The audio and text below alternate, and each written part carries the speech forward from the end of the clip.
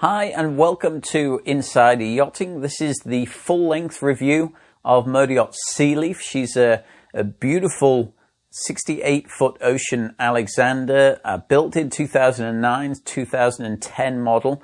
Now there are a couple of different versions of this boat.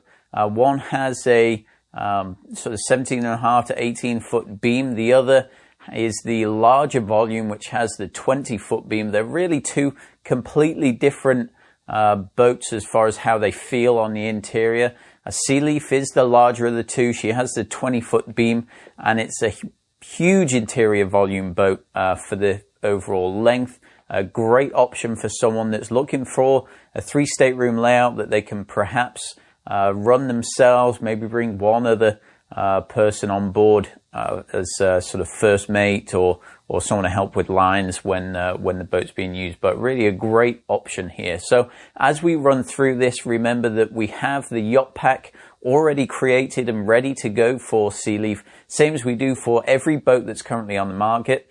So if you're on insideryachting.com, then you'll see on the right hand side here, one of the buttons says yacht pack request. Click on that. Leave us your name, your email address, and the name of the boat that you're interested in, and we'll get that over to you right away. Now, if you're watching this on YouTube, then get yourselves over to insideryachting.com, because that's where all the good information is. That's where you'll find all of the guides, the free reports, and all of the reviews that we've done to date. So let's get stuck in and look through some of the photographs of Sealeaf. So you can see the base specs there, 68 feet long. She has a great 20-foot beam, which is huge for this size boat. The draft is very, very shallow, only 5 foot. She does have stabilizers on board. It's a great Bahamas and sort of island cruising boat. She has a fantastic range as well. The fuel capacity on here is very, very large, 2,000 gallons, which is much larger than you'll see even from Ocean Alexander on boats in this sort of 85-foot range don't even have the 2,000 gallon fuel capacity. So very, very nice sort of not quite expedition, but that sort of long-range cruiser or adventure style boat, and the interior is really very luxurious and comfortable. So looking at some of the photographs here, we see the exterior. She does have a nice aft deck there. There are lots and lots of optional extras and added features to this boat. The owner spent an exorbitant amount of money actually building this boat. There are some features on board that you usually wouldn't see up until the sort of 100 to 110 foot range, and he's installed them on here. So it's a great opportunity to get a very, very high spec boat. So looking at these photographs on the right hand side, there's the aft deck, all teak throughout there, teak down through the steps and onto that swim platform. A nice table there. There is access down through to the engine room and the crew accommodation from this aft deck, as well as through the aft transom door. So that's a great feature to have if you're underway and you want to go down and do some engine room checks. It means that you don't have to go down those aft steps, which is really quite a dangerous area, especially if you've got some following seas. So it's nice to have that access from the upper deck there, and a great sort of solid steps and stairwell up to the flybridge as well. There's no sort of small ladders or anything going up to that level.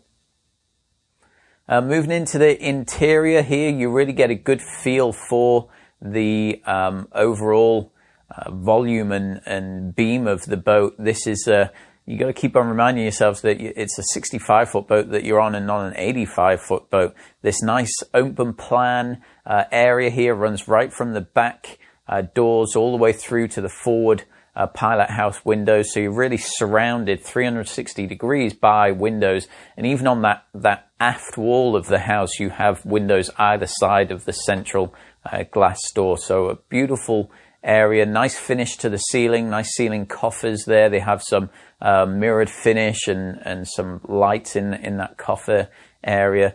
Beautiful high gloss finish to the wood as well, and it really tones it down with the cream soft goods, cream carpeting. It's a very, very comfortable feeling here. And then all the sconce lights that run through throughout this area really give it a sort of warm and luxurious feeling. Moving forwards, we can see there's the country style kitchen. Now, the largest size in the Ocean Alexander range will have this as more of a full beam sort of setup rather than having the galley just to one side. And then the dining area will be aft towards the salon area. But here is a great use of space. They have the galley off to the starboard side, dining area over to the port. With this larger beam, you really don't feel cramped in here at all because you have plenty of space to fit that dining area alongside the galley. And then up forwards, there's the Helm station, and we'll see some of that equipment there in just a second. Back into the galley here, the lower photograph on the right-hand side. Beautiful granite countertops, nice Gagno appliances here. Gagno is the French sort of industrial appliance, so very, very reliable equipment, very high-powered equipment as well. In that photograph, and also the photograph above it, both of them on the right-hand side there, you can see on the side of the cabinetry there's a sort of white touchscreen panel. Now, the boat has pretty much the latest Crestron equipment installed, so they have separate Crestron handheld controllers, which of course does anything that you basically want it to, that you can program into that system. You can even have it control the lights, the blinds, the air conditioning. Essentially, it's mainly for doing the electronic equipment, the entertainment equipment, so the AV and the audio. But they also have fixed panels throughout the boat as well, and that's one of these panels that you can see here.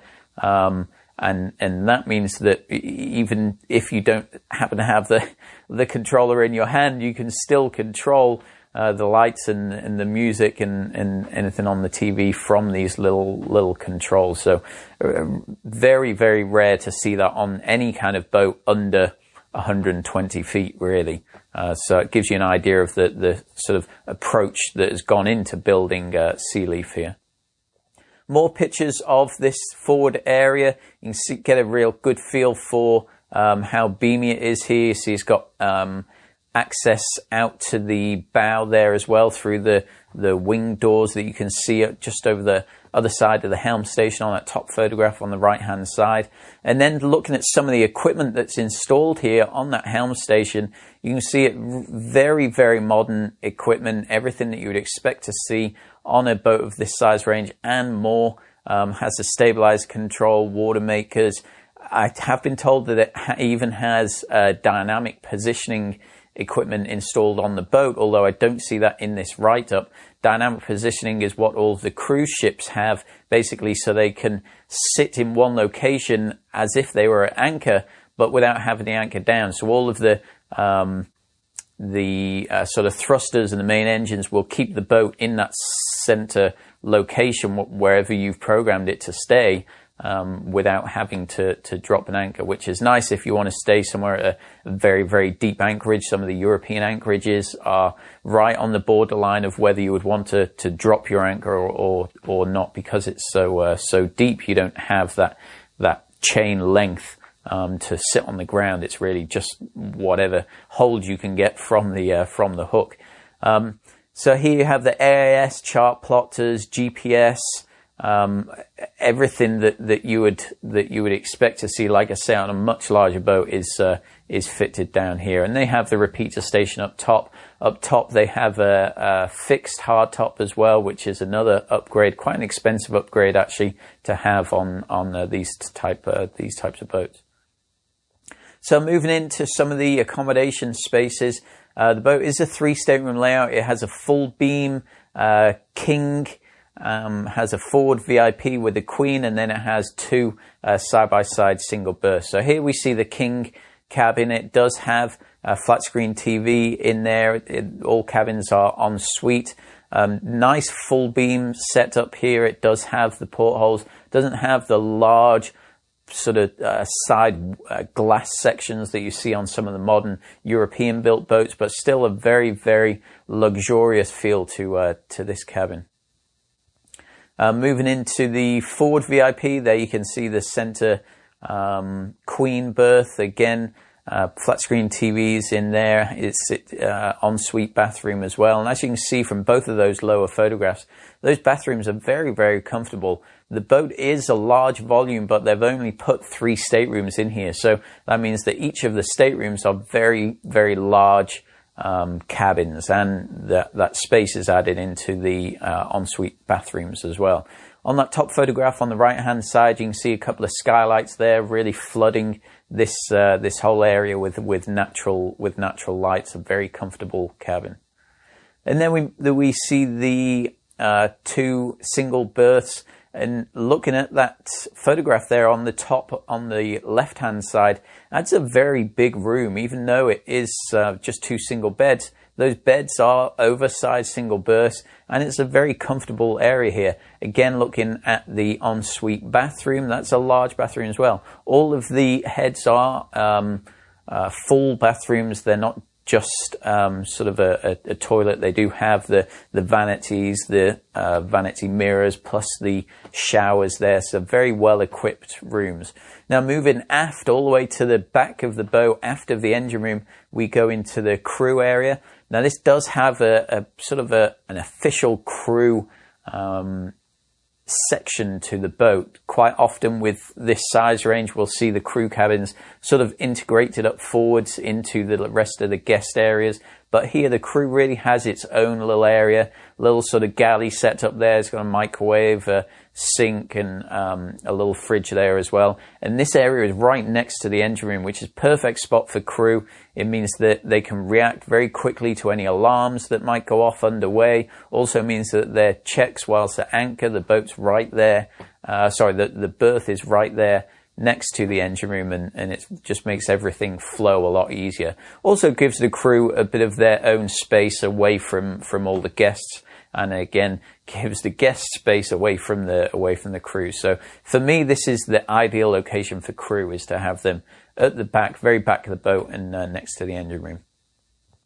You can see the boat is a full walk round, does have full teak walk round on port and starboard side. The interior of the boat feels very, very roomy, but it still has these fairly wide companionways going all the way around the boat. So it's nice that it's a full walk round. Looking towards the bow, this is the only area of the boat, including the flybridge, that isn't teak. So that's an extra added sort of option, is to have the side companionways plus the aft deck and the swim platform to be teak. Some more sort of money that's gone into the build of the boat. The bow area is fairly nondescript. There aren't any some beds up here. It's just sort of open for a usable and workable area. There's the anchor windlasses there, and the capstans for tying up. Moving up onto the flybridge. Nice U-shaped sofa there. That does have a large sort of very aft space to the flybridge. They've tended to keep all of the seating area sort of up forwards. It has a full helm set up here, full repeater from everything that's downstairs. This area isn't enclosed, but it would be very easy to enclose this whole flybridge area if you wanted to do that, and air condition this top deck. But it's nice that it's all open and area. It really gives you a feeling for being out on the water. There's a nice big grill up here as well. We can just about see that on the bottom photograph on the left and the top on the right, over towards the starboard side there. So it's nice that that's away from the fixed hardtop. Quite often they put the grills underneath the hardtop, and then of course where's all the grease and the smoke going to go is right up onto that painted surface. So nice to have that sort of aft and out in the open. A large tender. It does have an upgraded hydraulic crane here, so you could, if you wanted to, get a heavier tender than's up there now, but it is a substantial tender.